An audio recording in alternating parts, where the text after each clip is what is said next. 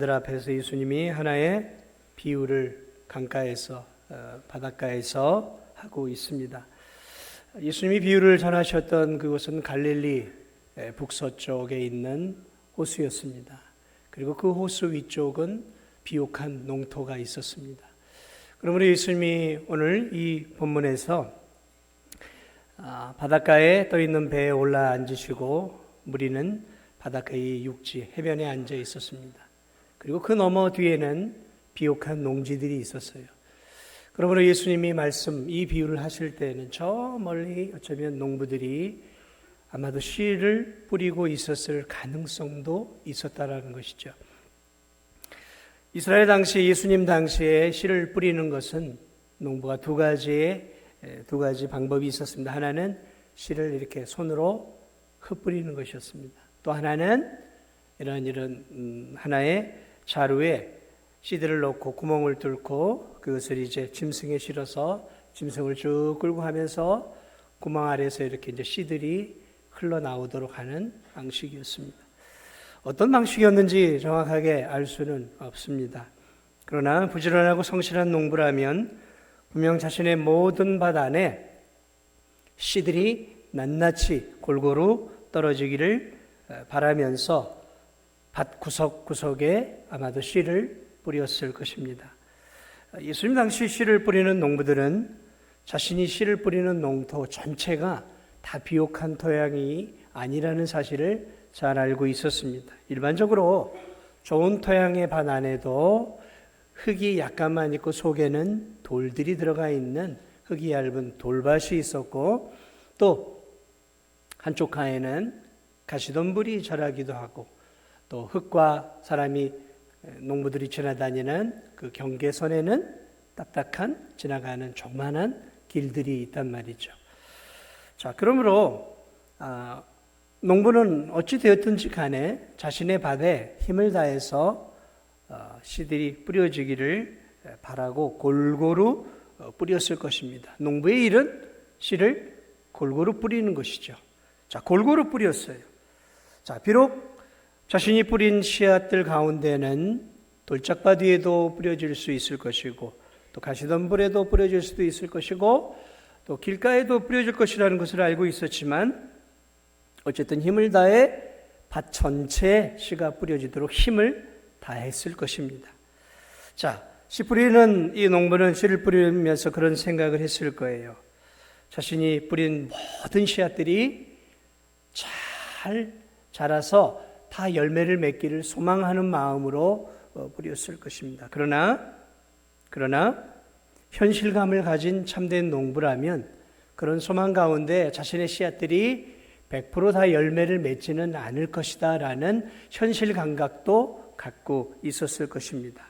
왜냐하면 자신이 뿌린 씨앗들이 품종이 최고로 좋은 것이라 할지라도 생명력이 넘치는 최고의 씨앗들이라 할지라도 씨앗이 좋다고 무조건 열매를 맺는 것은 아니라는 것을 알았어요.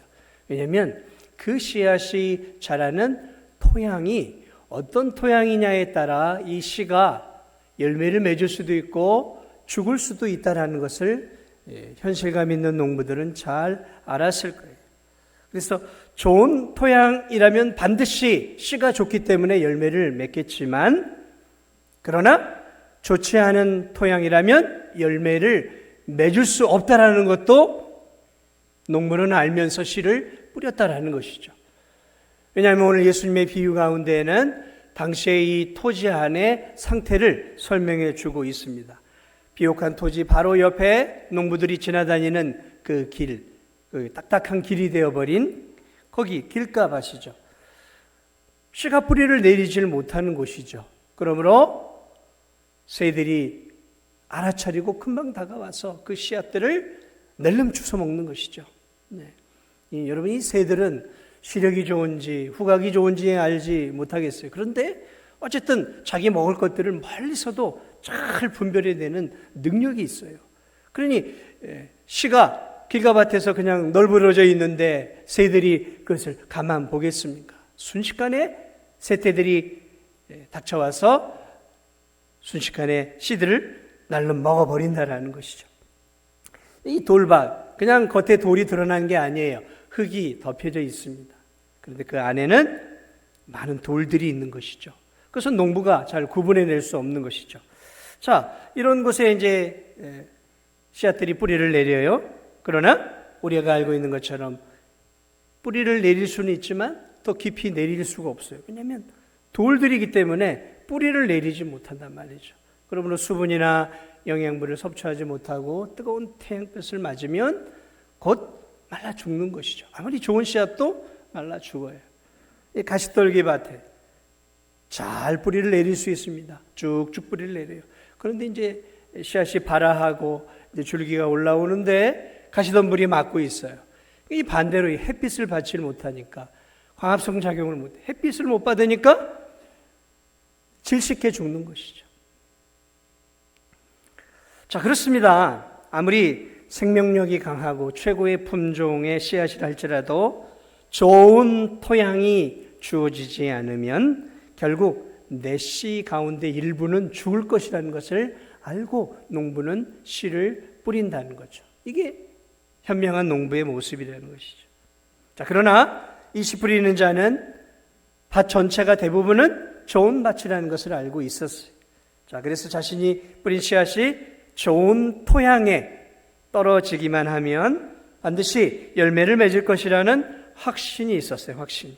그래서 좋은 토양에 뿌려지기만 하면 이 씨앗들이 반드시 좋은 열매를 맺을 것이라는 확신을 가지고 농부는 씨를 뿌리고 있다는 거죠. 비록 뿌린 씨앗들의 일부가 또 길가밭이든 또 돌밭이든 길가밭이든 또는 가시덤불밭이든 씨앗의 일부가 죽을 것이라는 것을 알고 있었지만 그럼에도 불구하고 좋은 토양에 씨앗들이 떨어져서 저것들이 잘 열매를 맺으면 30배, 60배, 100배 수확을 얻게 되어져서 죽어버린 씨앗의 그런 아쉬움을 상쇄하고 남을 만큼의 자신의 수고와 노력에 대한 충분한 대가를 받을 수 있다라는 확신을 가지고 좋은 토양에서 맺어질 열매를 기대하면서 씨를 뿌렸다라는 것이죠. 사랑하는 여러분 이 비유는 예수 그리스도께서 지금 하고 있는 비유죠. 여기서 이 씨 뿌리는 자는 누구일까요? 예수님 자신을 의미하고 있는 거예요. 예수님 자신이에요. 예수 그리스도는 지금 하늘에서 이 땅에 오셨어요. 왜 오셨냐면 내가 복음을 증거하러 오셨다라고 말씀하고 있어요. 내가 전도하러 왔다라 그랬어요. 그래서 예수 그리스도는 3년의 공생의 사역을 하면서 시간을 가리지 않고 이른 새벽에 일어나 밤늦게 주무시면서 시간을 가리지 않고 복음의 씨앗, 영혼을 건지기 위한 씨앗들을 계속해서 뿌리셨어요. 사복음서를 보세요. 쉴 틈 없이 그분은 씨앗을 뿌리셨어요. 복음의 씨앗을 뿌리셨어요. 회개하라, 천국이 가까이 왔느니라. 영접하는 자, 곧 그 이름을 믿는 자들에게는 하나님의 자녀가 되는 권세를 주셨네. 예수님의 말씀이에요. 시도 때도 없이 씨를 뿌리셨어요. 복음의 씨앗을 뿌리셨다라는 것이죠. 그렇습니다. 예수님은 생명이 가득한 복음의 씨앗, 복음을 전하기 위해 이 땅에 오셨어요. 3년이라는 그 짧은 공생애를 통해 생명을 주는 복음의 씨앗을 뿌리러 오셨어요. 지금 수많은 무리들이 몰려왔어요. 그래서 이들에게 또 복음의 씨앗을 뿌리기 위해서 배를 타고 잠시 뒤로 물러나셨어요. 그래야 저 많은 무리들에게 복음을 전할 수 있기 때문에. 여러분, 농부는 씨를 뿌리는 일이 그의 사명이에요. 사명이에요. 예수님도 자신의 사명을 아셨어요. 자신이 복음의 씨앗을 뿌리러 온 농부임을 아셨다라는 것이죠. 그래서 예수님은 가는 곳곳마다 자신이 복음을 전해야 할 사명이 있음을 깨닫고 가는 곳마다 복음을 전하셨어요. 그분이 가는 곳마다 병자를 고치러 간 게 아니에요. 죽은 자를 살리러 간 게 아니에요. 귀신을 내쫓으러 간 게 아니에요. 복음을 전하셨어요. 복음을 전하는 가운데 수많은 무리들이 몰려왔고 그들 가운데 복음을 들은 무리들 가운데 질병이 걸린 자들이 찾아오면 그들의 질병을 고쳐주시고 배가 고프면 떡을 베풀어 주셨고 귀신 들린 자들이 요청하면 귀신 들린 자들을 치료해 주셨던 것이지 예수님의 사역의 본질은 복음의 씨앗을 전도하기 위해서 지난 3년의 모든 시간들을 쏟아내고 있었다는 것이죠. 예수님은 복음의 씨를 뿌리는 자였어요. 그러면 그 밭은 무엇일까요? 밭. 예수님 말하고 있는 그 밭은 청중들이었어요. 대중들이었어요. 자신들의 복음을 들으러 오는 수많은 청중들이었단 말이에요. 예수님은 아셨어요. 그 많은 청중들이 자기 자신에게 찾아올 때 다양한 마음의 밭을 가지고 자신의 말씀을, 자신의 복음을 듣고 있다라는 사실들을 알고 있었다라는 거죠. 예수님은 자신이 뿌리는 이 씨앗이 저들의 영혼을 건질 수 있는 능력의, 생명의, 구원의 권세 있는 복음임을 아셨어요. 그러나 예수님은 말씀을 듣고 나오는 저 많은 청중들이 모두 다 옥토밭이 아님을 알고 계셨다라는 것이죠. 안타깝게도 예수 그리스도의 말씀을 듣는 많은 무리들은 길가밭이었어요. 그런 예수님의 말씀을 들을 때 그 말씀을 마음을 열고 들으려고 하는 것보다는 저 양반이 뭘 전하나 그런 길가밭 같은 꽉 닫힌 마음으로 많은 영혼들이 찾아왔어요. 그러면 예수님의 복음을 들으면서 저는 말도 안 되는 소리를 하고 앉아 있구나. 그리고 흠을 찾기 시작합니다. 많은 사람들이, 대중들이 예수 그리스도의 말씀 자체를 마음의 문을 닫고 들었어요. 또 하나의 무리들이 그렇게 마음의 문을 닫고 들어요. 사랑하는 여러분, 그렇습니다. 예수님 당시만이 아니라 오늘날에도 마찬가지예요. 전도를 하다 보면 마음의 문을 확 닫은 분들이 너무 많아요. 심지어 교회에 들어와서 목회자의 설교를 들으면서도 마음의 문을 들가밭처럼 꽉 닫아요. 저 목사가 오늘은 무슨 설교를 하나. 비판적으로 들어요. 비판적으로. 마음의 문을 열고 듣기보다는 비판적이에요. 어떤 흠을 찾고 하는 것이죠. 사랑하는 여러분, 마음의 밭이 참 중요합니다. 마음의 밭이 중요해요. 예수님, 하나님의 아들이셨어요. 그분이 전한 복음, 영혼을 건지는 생명이 있었어요. 그런데 여러분 아시는 것처럼 많은 영혼들이 예수 그리스도의 말씀을 길가밭처럼 받지 않았어요. 생각해 보지도 않았어요. 저건 말도 안 되는 소리라고 생각을 하고 거부했어요.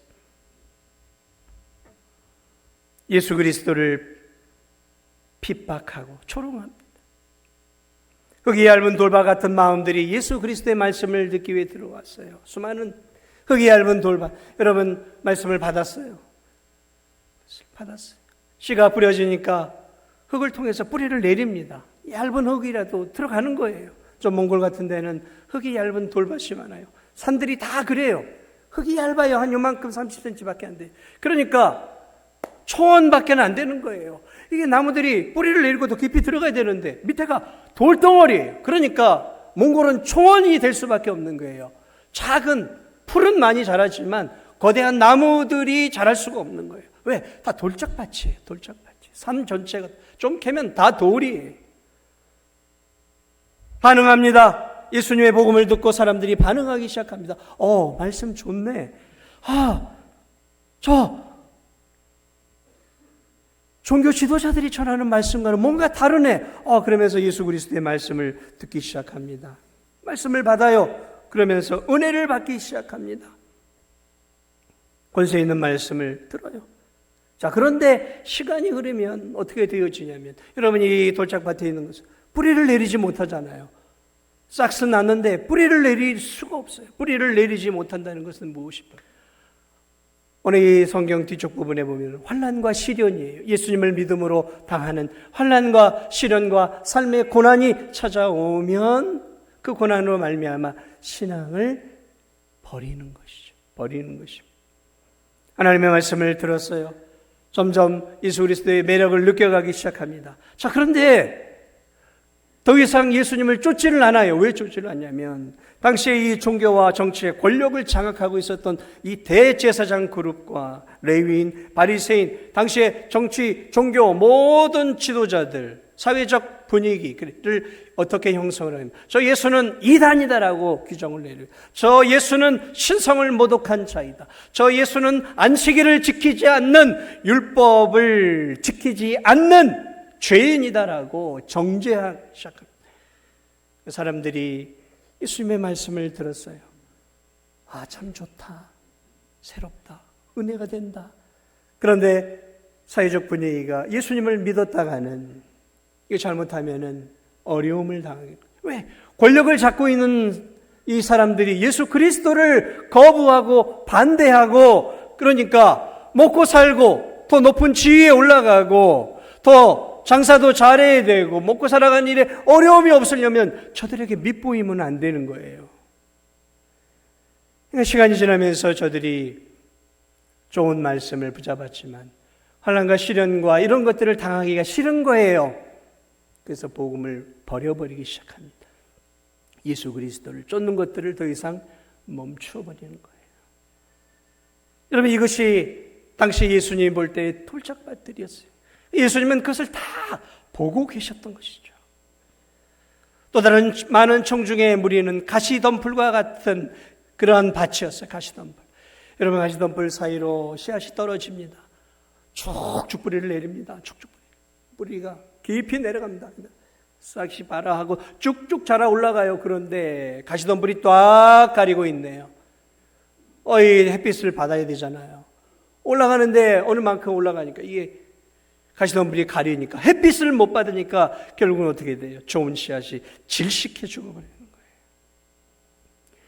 예수님 당시에 예수님의 말씀을 들었어요. 와, 저게 진짜 진리다. 좋은 말씀이다. 사람들이 환호하기 시작합니다. 아, 호산나 다윗의 자손이여, 호산나 다윗의 자손이 하면서 수많은 군중들이 예수 그리스도를 막 환호하고 따라가기 시작합니다. 깃발을 들고 옷을 휘둘리면서 아, 저 구약에서 예언한 그 메시아가 아닌가, 기적을 일으키고 우리에게 빵도 줄 수 있고 능력 있는 경제 문제도 해결해 줄 수 있고 저 로마의 압제로부터 우리를 해방시켜 줄 수 있는 멋진 메시아가 아닌가, 정치적 메시아로 환호하기 시작합니다. 그러나 여러분, 시간이 흐르면서 이들에게도 문제가 생기기 시작합니다. 예수님을 따라가기에는 자신들의 삶이 있어요. 삶이. 먹고 사는 문제가 있잖아요.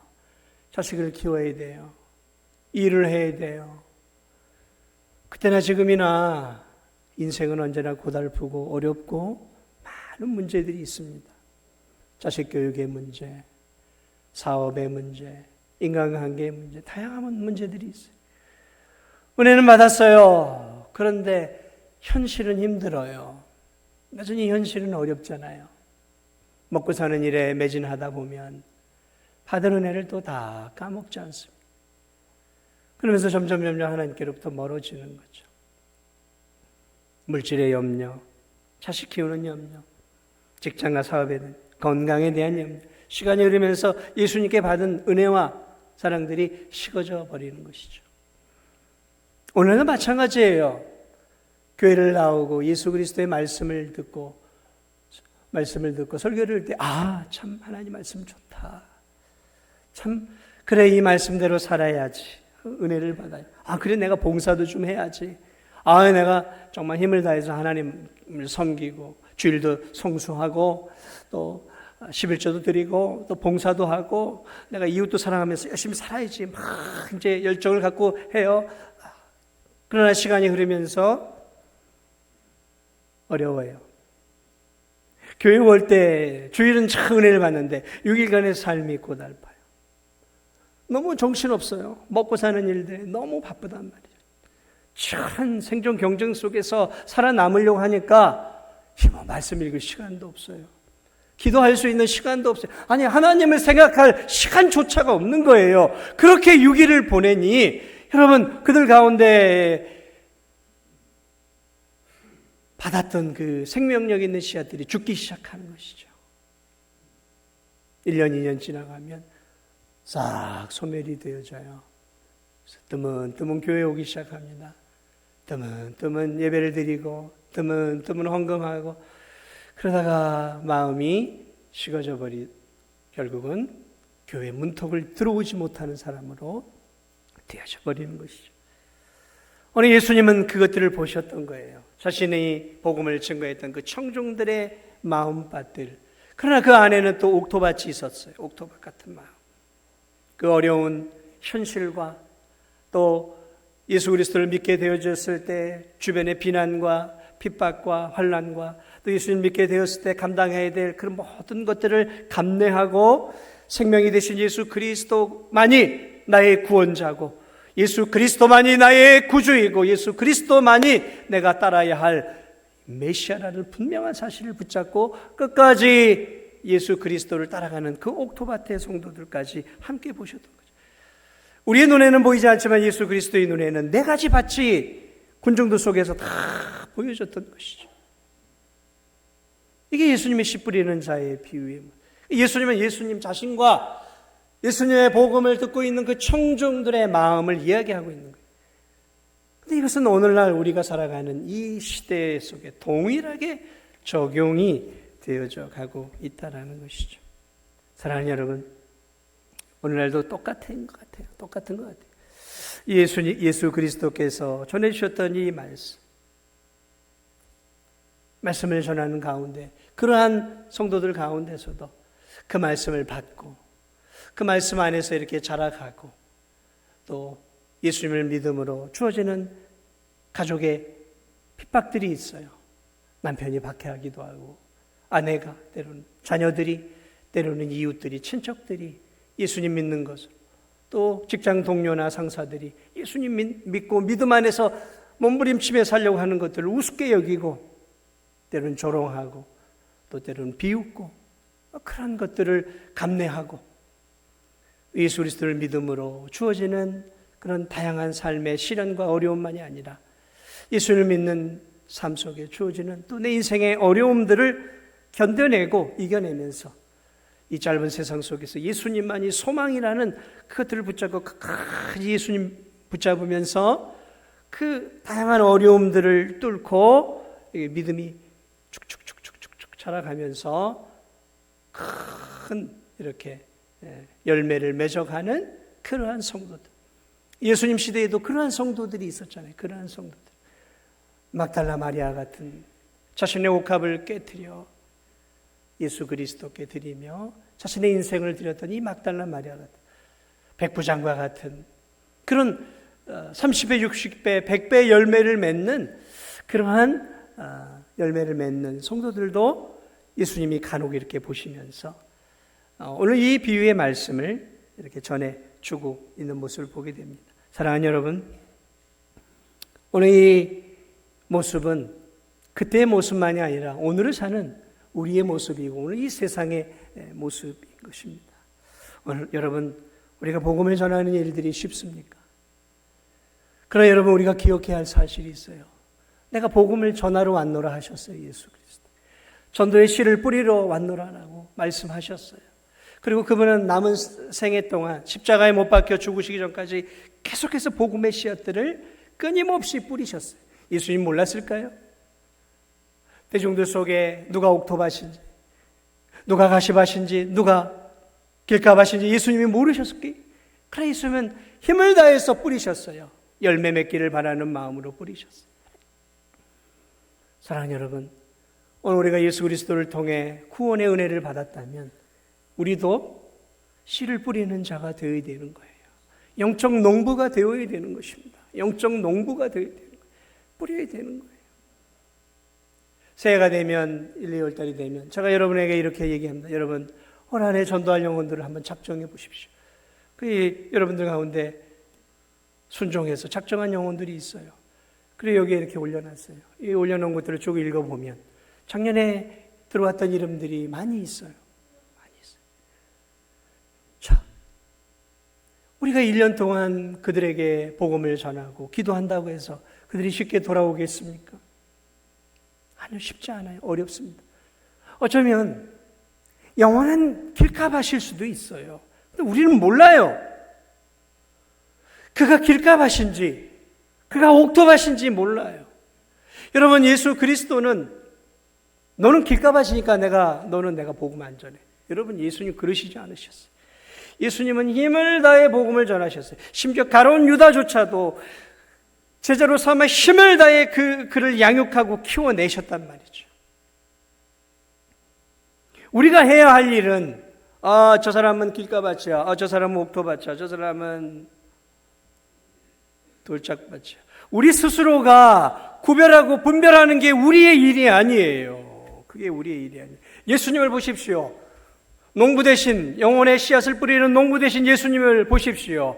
하나님의 아들이셨음에도 불구하고 분별하지 않으셨어요. 구별하지 않으셨어요. 있는 힘을 다해서 모든 밭에 씨를 뿌리고 계셨다는 거예요.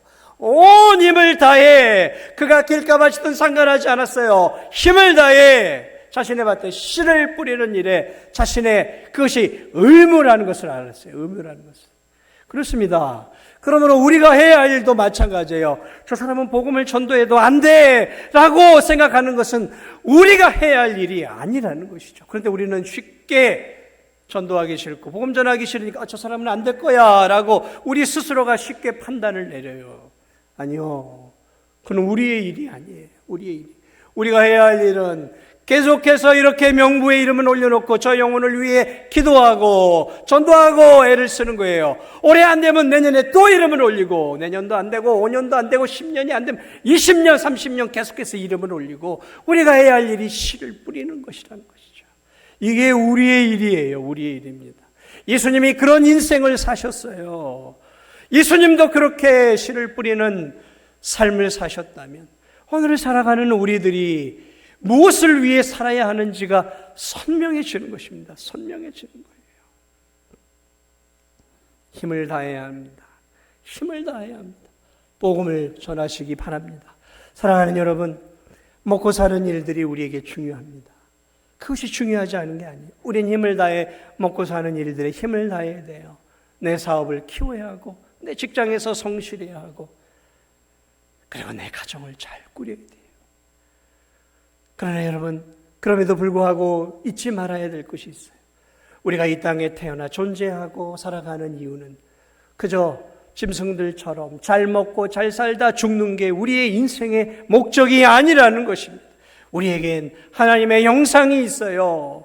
거룩한 하나님의 형상이 있고, 그리스도로 말미암아 예수님을 믿음으로 성령이 내주하는 하나님의 성전이 되었고, 하나님을 위해 살아가는 존귀한 자들이 되었다는 것입니다. 우리는 먹고 살다 죽는 인생이 아닙니다. 우리에게 영원한 생명이 우리에게 주어져 있어요. 우리는 조금 더 멀리 보고 살아야 돼요. 멀리 보고 살아야 됩니다.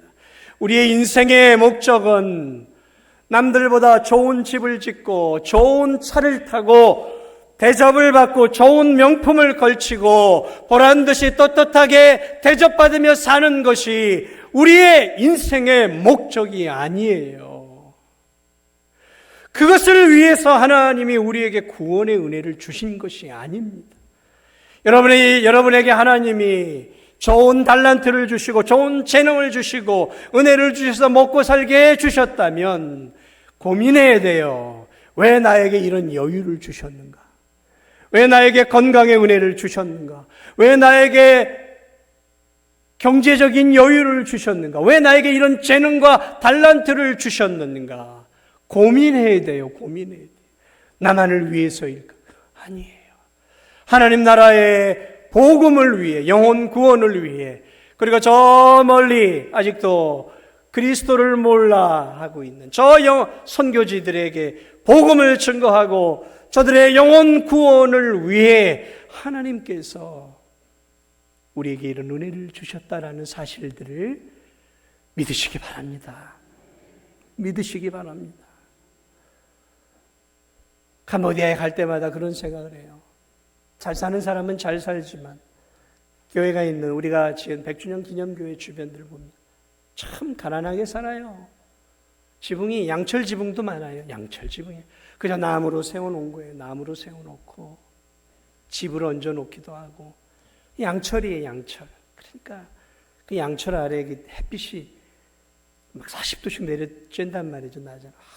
그 뭐 안에가 찜통이 찜. 바깥에 나와도 찜통, 안에도 찜통. 그런 사람들에게 에어컨이 어디 있습니까? 에어컨은 사치예요. 캄보디아 가난한 사람들에게 에어컨이 사치입니다. 전기세를 낼 수 없어요.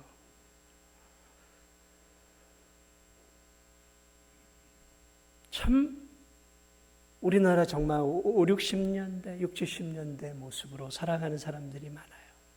아이들 가운데 신발을 신고 다니는 아이들이 별로 없어요. 슬리퍼를 끊고. 좋은 신발을 해줘서도 안 돼요. 왜냐하면 좋은 신발을 해주면 부모가 그걸 가지고 시장에 팔아요. 좋은 신발을 해주기도 어려워요.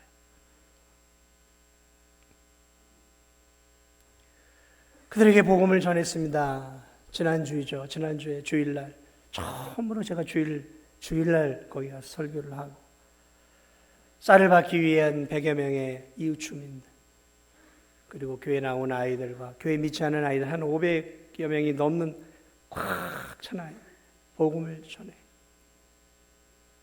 그럼 그 사람들이 마음의 문이 사실 열려 있어 모르겠어요. 근데 대부분은 쌀을 받으러 왔고 그 아이들이 그러나 여러분 이 예수 그리스도가 복음을 전할 때 어떤 마음으로 전하셨냐면 저 안에 길가밭이 있는 것도 예수님 아셨어요. 돌짝밭이 있는 것도 아셨어요. 결국 열매 맺지 못하는 거예요. 가시덤불밭이 있는 것도 알았어요. 그러나 그 안에 청중들 안에는 옥토밭들도 있었다라는 거죠. 예비된 밭들 하나님이 예비해 놓은 통역이 시원찮았어요. 너무 힘이 들었어요. 마이크 상태도 좋지 않고 500명이 마이크 상태 이만한 이동용 스피커를 놓고 하는데 통역도 시원치 않았어요. 한 10분 전화하는데 목이 이미 잠겨버렸어요. 전하지 말까 그냥 마무리해버릴까. 근데 제 안에 그런 오기가 생겼어요. 내가 여기까지 왔는데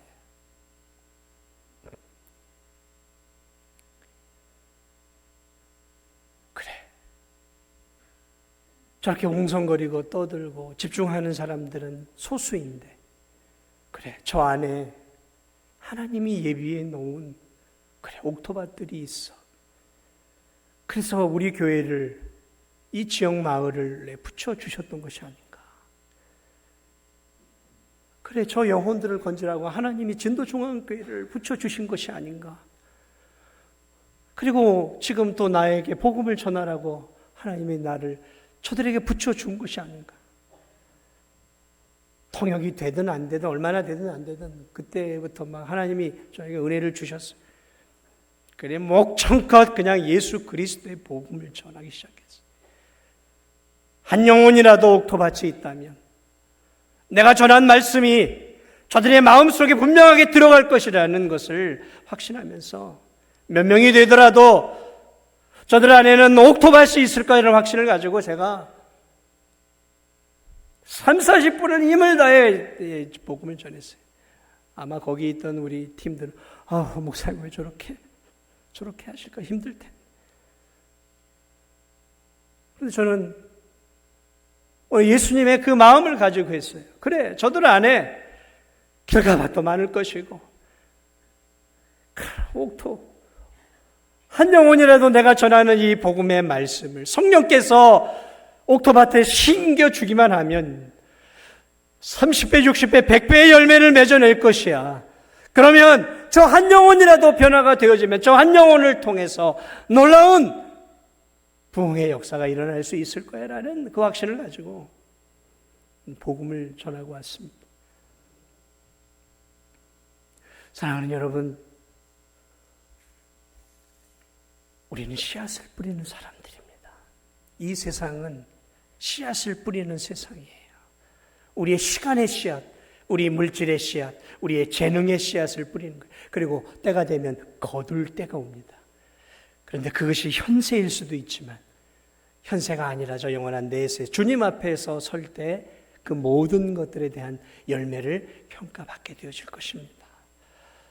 사랑하는 여러분, 여러분 자신만을 위해 살지 마십시오. 남과 비교하면서 저 사람은 벤치 끌고 다니는데 나는 뭐야 이게. 저 사람은 60병 70병 나는 이 뭐야. 여러분 그런 걸로 비교하며 비참한 인생을 살지 마세요. 왜 나보다 조금 더 잘 사는 사람과 비교하십니까? 여러분 눈을 들어 조금만 세상을 나가보세요. 여러분이 지금 얼마나 잘 사는지 아세요? 여러분이 지금 얼마나 잘 사는지 아십니까? 여러분이 지금 얼마나 안전하게 살고 있는지 아세요? 조금만 눈을 들어 세상을 보세요. 불안해서 못 살아요. 저 캄보디아만 해도 다 집집마다 쇠창살을 다 해놨어요. 우리 교회도 지금 쇠창살 다 해놨어요. 지금. 여러분 집들에 쇠창살 해놓고 사세요? 하나님이 이 대한민국에 얼마나 큰 복을 주셨는지 세상을 조금만 눈을 열고 보세요. 5,000년 역사 가운데 이 대한민국이 지금처럼 안전하고 지금처럼 전쟁이 없고요. 지금처럼 풍요롭게 살아가는 세상이 5,000년 역사 가운데 없었어요. 그런데 지금이 세상 우리 사람들이 제일 불행하게 사는 것 같아요.